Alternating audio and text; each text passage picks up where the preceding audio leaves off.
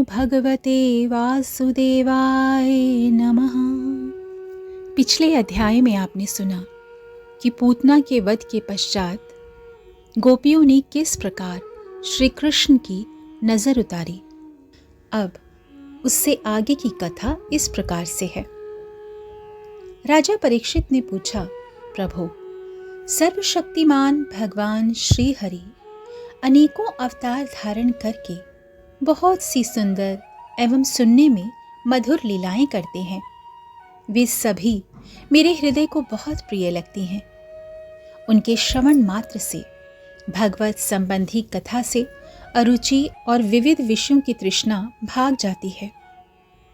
मनुष्य का अंतःकरण शीघ्र से शीघ्र केवल कथा सुनने से ही शुद्ध हो जाता है।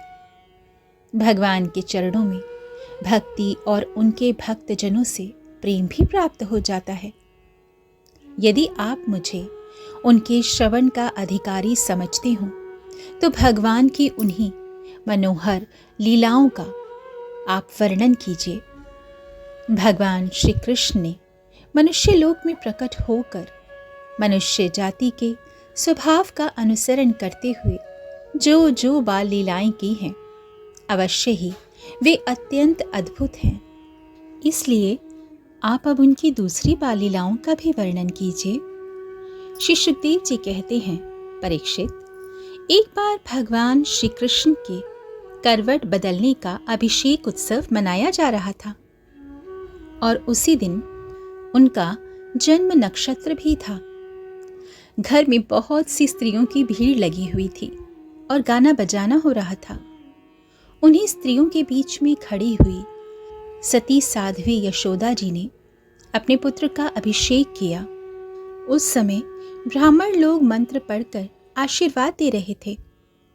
नंदरानी यशोदा जी ने ब्राह्मणों का खूब पूजन सम्मान किया।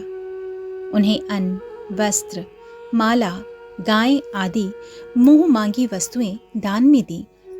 जब यशोदा जी ने उन ब्राह्मणों के द्वारा स्वस्ति वाचन कराकर स्वयं बालक के नहलाने आदि का कार्य संपन्न कर लिया, तब यह देखकर कि मेरे लल्ला के नेत्रों में नींद आ रही है, वे अपने पुत्र को धीरे से शैया पर सुलाने के लिए चल दी। थोड़ी देर में जब श्याम सुंदर की आंखें खुली तो वे दूध के लिए रोने लगी। उस समय यशोदा जी उत्सव में आए हुए ब्रजवासियों के स्वागत सत्कार में तन्मय हो रही थीं। इसलिए उन्हें श्री कृष्ण का रोना सुनाई ही नहीं पड़ रहा था। तब श्री कृष्ण रोते रोते अपने पांव उछालने लगे। श्री कृष्ण एक छकड़े के नीचे सोए हुए थे।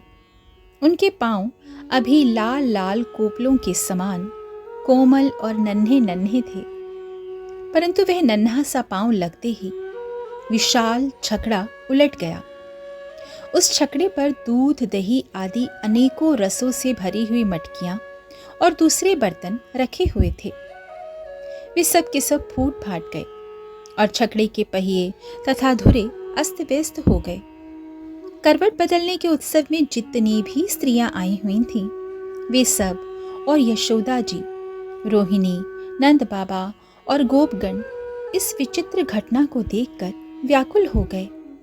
वे आपस में कहने लगे, अरे यह क्या हो गया? यह छकड़ा अपने आप कैसे उलट गया? वे इसका कोई कारण निश्चित ना कर सके। वहां खेलते हुए बालकों ने गोपों और गोपियों से कहा कि इस श्री कृष्ण ने ही तो रोते रोते अपने पांव की ठोकर से इसे उलट दिया है, इसमें कोई संदेह नहीं। परंतु गोपों ने उसे बालकों की बात मानकर उस पर विश्वास नहीं किया। ठीक ही है, वे गोप उस बालक के अनंत बल को नहीं जानते थे। यशोदा जी ने समझा कि यह किसी ग्रह आदि का उत्पात है। उन्होंने अपने रोते हुए लाडले लाल को गोद में लेकर ब्राह्मणों से वेद मंत्रों के द्वारा शांति पाठ कराया और फिर मैया श्री कृष्ण को दूध पिलाने लगी। बलवान गोपों ने छकड़े को फिर सीधा कर दिया। उस पर पहले की तरह सारी सामग्री रख दी गई। ब्राह्मणों ने हवन किया और दही, अक्षत, कुश आदि जल के द्वारा भगवान और उस छकड़े की पूजा की। जो किसी के गुणों में दोष नहीं निकालते, झूठ नहीं बोलते, दंभ, ईर्ष्या और हिंसा नहीं करते तथा अभिमान से रहित हैं। उन सत्यशील ब्राह्मणों का आशीर्वाद कभी विफल नहीं होता। यह सोचकर नंद बाबा ने बालक को गोद में उठा लिया और ब्राह्मणों से साम, ऋक और यजुर्वेद के मंत्रों द्वारा संस्कृत एवं पवित्र औषधियों से युक्त जल से श्री कृष्ण भगवान का अभिषेक कराया। उन्होंने बड़ी एकाग्रता से स्वस्तिन पाठ और हवन कराकर ब्राह्मणों को अति उत्तम अन्न का भोजन कराया। इसके बाद नंद बाबा ने अपने पुत्र की उन्नति और अभिवृद्धि की कामना से ब्राह्मणों को सर्वगुण संपन्न बहुत सी गौएं दी। वे गौएं वस्त्र, पुष्पमाला और सोने के हारों से सजी हुई थी। ब्राह्मणों ने उन्हें आशीर्वाद दिया। यह बात स्पष्ट है कि जो वेदवेत्ता और सदाचारी ब्राह्मण होते हैं, उनका आशीर्वाद कभी निष्फल नहीं होता। एक दिन की बात है, सती यशोदा जी अपने प्यारे लल्ला को गोद में लेकर दुलार रही थीं। सहसा श्री कृष्ण चट्टान के समान भारी बन गए। वे उनका भार ना सह सकी। उन्होंने भार से पीड़ित होकर श्री कृष्ण को पृथ्वी पर बिठा दिया। इस नई घटना से वे अत्यंत चकित हो रही थीं। इसके बाद उन्होंने भगवान पुरुषोत्तम का स्मरण किया और घर के काम में लग गईं। तृणावर्त नाम का एक दैत्य था। वह कंस का निजी सेवक था। कंस की प्रेरणा से ही बवंडर के रूप में वह गोकुल में आया था और बैठे हुए बालक श्री कृष्ण को उड़ाकर आकाश में ले गया। उसने ब्रिजरज से सारे गोकुल को ढक दिया और लोगों की देखने की शक्ति हर ली। उसके अत्यंत भयंकर शब्द से 10 दिशाएं कांप उठीं। सारा ब्रज 2 घड़ी तक रज और तम से ढका ही रहा। यशोदा जी ने अपने पुत्र को जहां बिठा दिया था, वहां जाकर देखा तो श्री कृष्ण वहां नहीं थे। उस समय तृणाव्रत ने बवंडर के रूप से इतनी बाल उड़ा रखी थी कि सभी लोग अत्यंत बेसुध हो गए थे। उन्हें अपना पराया कुछ भी नहीं सूझ रहा था। उस जोर की आंधी और धूल की वर्षा में अपने पुत्र का पता ना पाकर यशोदा जी को बड़ा शोक हुआ। वे अपने पुत्र की याद करके बहुत ही दीन हो गईं और बछड़े के मारे जाने पर गाय की जो दशा होती है, वही दशा मैया यशोदा की भी हो गई थी। वे पृथ्वी पर गिर पड़ी।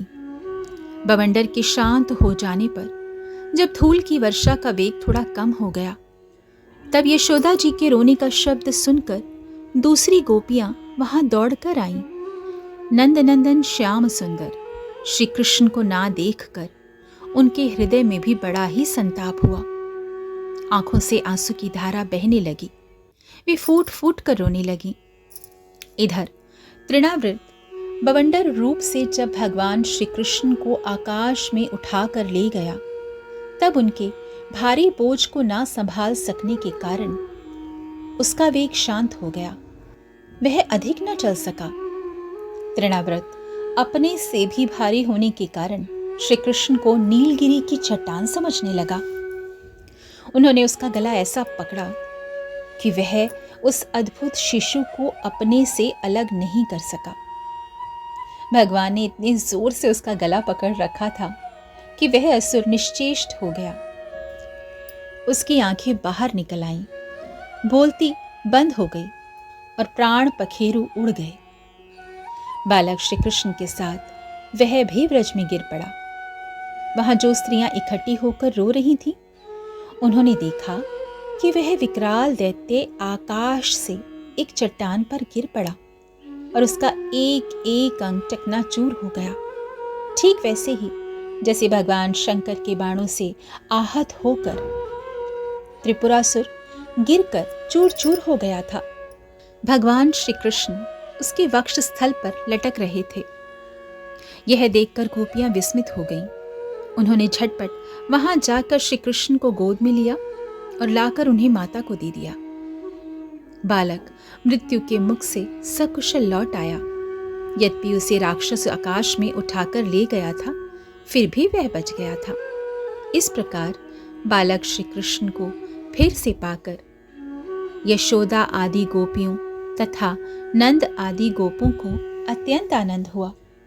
वे कहने लगे, अहो, यह तो बड़े आश्चर्य की बात है। देखो तो सही, यह कितनी अद्भुत घटना घट गई। यह बालक राक्षस के द्वारा मृत्यु के मुख में डाल दिया गया था, परंतु फिर जीता जागता ही लौट आया और उस हिंसक दुष्ट को उसके पाप ही खा गए। अवश्य ही यह हम सब के लिए बड़े सौभाग्य की बात है। जब नंद बाबा ने देखा कि महावन में बहुत सी अद्भुत घटनाएं घट रही हैं, तब आश्चर्यचकित होकर उन्होंने वसुदेव जी की बात का बार बार समर्थन किया। एक दिन की बात है, यशोदा जी अपने प्यारे लल्ला को अपनी गोद में लेकर बड़े प्रेम से दूध पिला रही थीं। वे वात्सल्य स्नेह से इस प्रकार सराबोर हो रही थीं कि उनका दूध अपने आप ही झरता जा रहा था। जब वे प्रायः दूध पी चुके और माता यशोदा उनके रुचिर मुस्कान से युक्त मुख को चूम रही थीं, उसी समय श्री कृष्ण को जम्हाई आ गई और माता ने उनके मुख में देखा। उसमें आकाश, अंतरिक्ष, ज्योतिर्मंडल, दिशाएं, सूर्य, चंद्रमा, अग्नि, वायु, समुद्र, द्वीप, पर्वत, नदियां, वन और समस्त चराचर प्राणी स्थित हैं। परीक्षित अपने पुत्र के मुंह में इस प्रकार सहसा सारा जगत देखकर यशोदा जी का शरीर कांप उठा। उन्होंने अपनी बड़ी बड़ी आंखें बंद कर लीं। वे अत्यंत आश्चर्यचकित हो गई थीं। 7वां अध्याय समाप्त हुआ। सभी भक्तजन प्रेम के साथ मिलकर कहें, हरे कृष्ण कृष्ण कृष्ण हरे हरे, हरे राम राम राम हरे हरे।